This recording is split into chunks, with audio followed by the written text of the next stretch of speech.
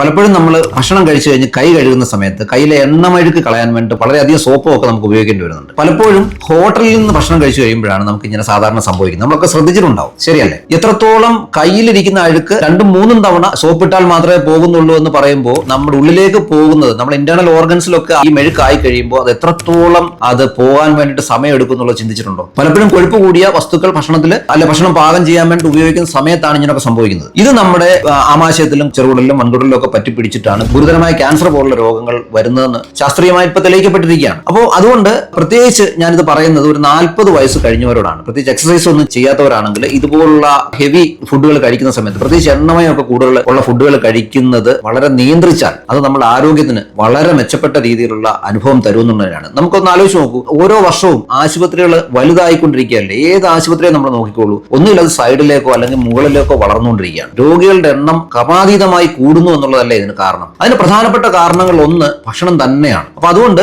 നമ്മൾ ഭക്ഷണം കഴിക്കുന്നത് വളരെ മനസ്സിലാക്കി, എന്റെ ശരീരത്തിന് ഏത് ഭക്ഷണം വേണം എന്ന് മനസ്സിലാക്കി കഴിക്കാൻ കഴിയുന്നിടത്തോളം നമുക്ക് ഈ മരുന്നുകളുടെ ഉപയോഗം പൂർണ്ണമായി അല്ലെന്നുണ്ടെങ്കിൽ ഒരു പരിധി വരെ നല്ല രീതിയിൽ ഒഴിവാക്കാൻ കഴിയുമെന്ന് തന്നെയാണ്. അതുകൊണ്ട് ഇന്ന് തന്നെ ഒരു തീരുമാനം എടുക്കുക. പ്രത്യേകിച്ച് 35-40 വയസ്സ് കഴിഞ്ഞാൽ നമ്മുടെ മെറ്റബോളിസം ഒക്കെ മന്ദഗതിയിലാവാൻ തുടങ്ങും. പ്രത്യേകിച്ച് 50 വയസ്സൊക്കെ കഴിഞ്ഞാൽ വളരെയധികം ശ്രദ്ധിക്കേണ്ട കാര്യങ്ങൾ തന്നെയാണ്. ഞാനീ പറയുന്നത് രോഗങ്ങൾ വരാതിരിക്കാൻ വേണ്ടിയാണ് കേട്ടോ. ഈ കാര്യങ്ങൾ ശ്രദ്ധിച്ചു പോയാൽ ഭാവിയിൽ നമുക്ക് മരുന്നുകളുടെ ഉപയോഗം പരമാവധി കുറച്ച് ഒരു പരിധി വരെ നല്ലവണ്ണം ഇല്ലാതാക്കി തന്നെ എന്ന് പറയാം. മരുന്നുകൾ ഉപയോഗിക്കാതെ തന്നെ എക്സസൈസ് കൂടി ഉണ്ടെങ്കിൽ വളരെ മെച്ചപ്പെട്ട രീതിയിൽ നമുക്ക് നമ്മുടെ ലൈഫ് മുമ്പോട്ട് കൊണ്ടുപോകാൻ സാധിക്കും. രോഗിയാകുക എന്ന് പറയുന്നത് ഒരു മനുഷ്യനും ജീവിതത്തിൽ ആഗ്രഹിക്കുന്നതല്ല. രോഗിയായി നമുക്ക് ഹോസ്പിറ്റൽ ബെഡിൽ ഒരു ദിവസം കഴിയുന്ന ഒരു അവസ്ഥ എന്ന് പറയുന്നത് ഒന്ന് ചിന്തിച്ചു നോക്കിയേ, വളരെ ഭീകരമായിരിക്കും. അതുകൊണ്ട് ഇക്കാര്യം എല്ലാവരും വളരെ സീരിയസ് ആയിട്ട് എടുക്കുക. Thank you.